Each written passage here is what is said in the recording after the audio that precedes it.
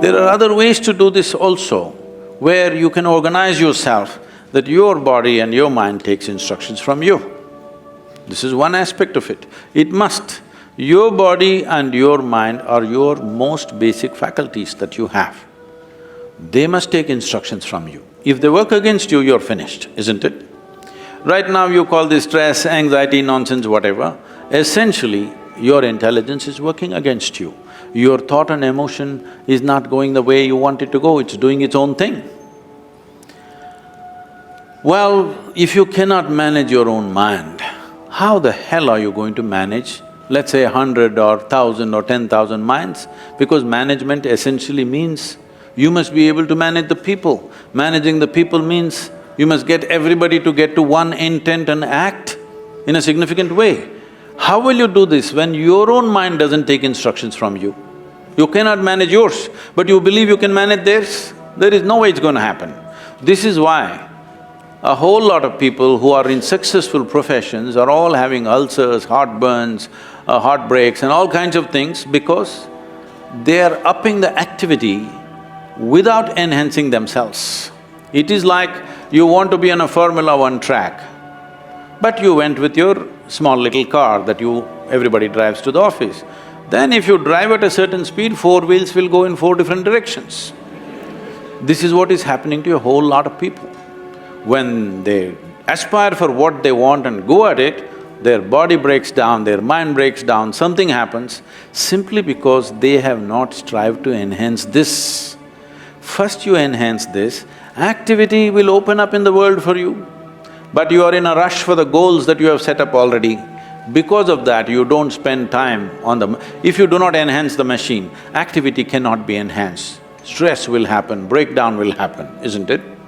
But when it comes to the outside world, there are a lot of misunderstandings about what is coming our way. Can I tell you a joke? Are you? Because it's been so serious, like This happened in Michigan. A tiny little bird was very exuberant and happy, and winter started coming. It should have gone south, but it was so happy it forgot about it and little late. Then it tried to fly, but because of the cold, its wings froze and it fell down. Then a cow was passing that way. It's an American cow.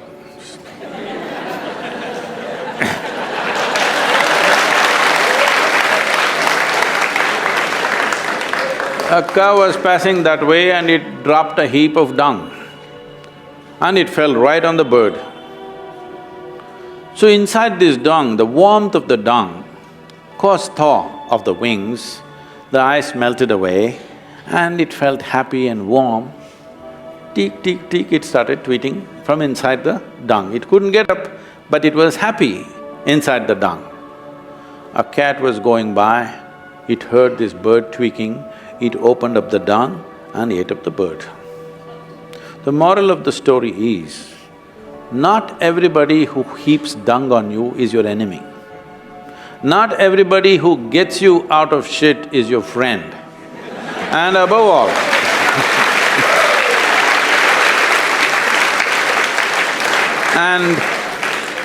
and above all, when you're in a heap of shit, keep your mouth shut.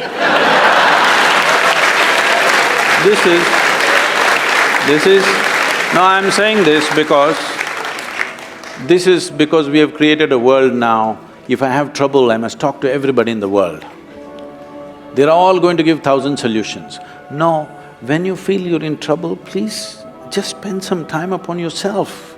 Invest some time and energy upon yourself because there is no trouble which troubles you except what you allow, isn't it?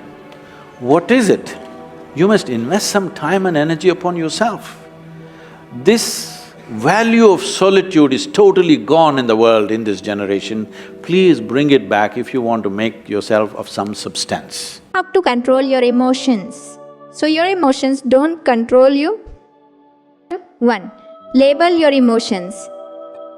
Before you can change how you feel, you need to acknowledge what you're experiencing right now. Are you nervous? Do you feel disappointed? Keep in mind that anger sometimes masks emotions that feel vulnerable, like shame or embarrassment. So pay close attention to what's really going on inside of you. Put and name your emotions.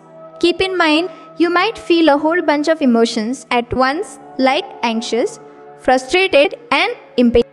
Labeling how you feel can take a lot of the sting out of the emotion. It can also help you take careful note of how those feelings are likely to affect your decisions. 2. Reframe your thoughts. Your emotions affect the way you perceive events. If you're feeling anxious and you get an email from the boss that says she wants to see you right away, you might assume you're going to get fired. If, however, you're feeling happy when you get that same email, your first thought might be that you're going to be promoted or congratulated on a job well done.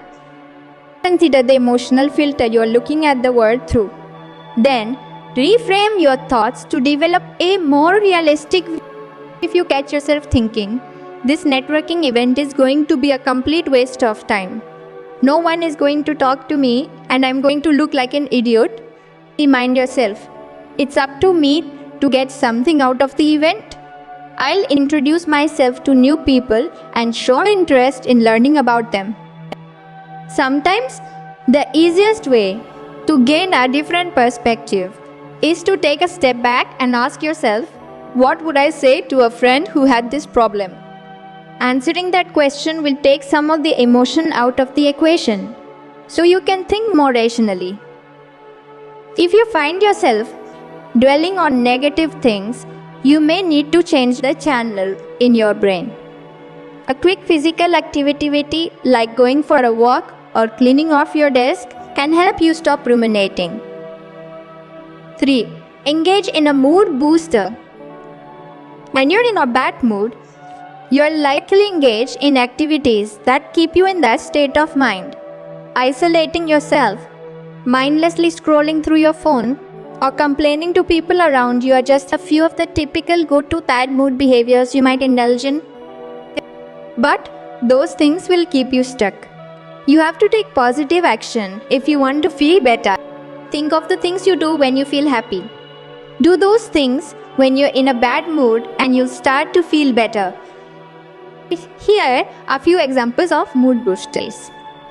Call a friend to talk about something pleasant. Go for a walk. Meditate for a few minutes. Listen to uplifting music. Keep practicing your emotional regulation skills. Managing your emotions is tough at times, and there will likely be a specific emotion like anger that sometimes gets the best of you. But the more time and attention you spend on regulating your emotions, the mentally stronger you'd become. You'll gain confidence in your ability to handle discomfort while also knowing that you can make healthy choices that shift your mood.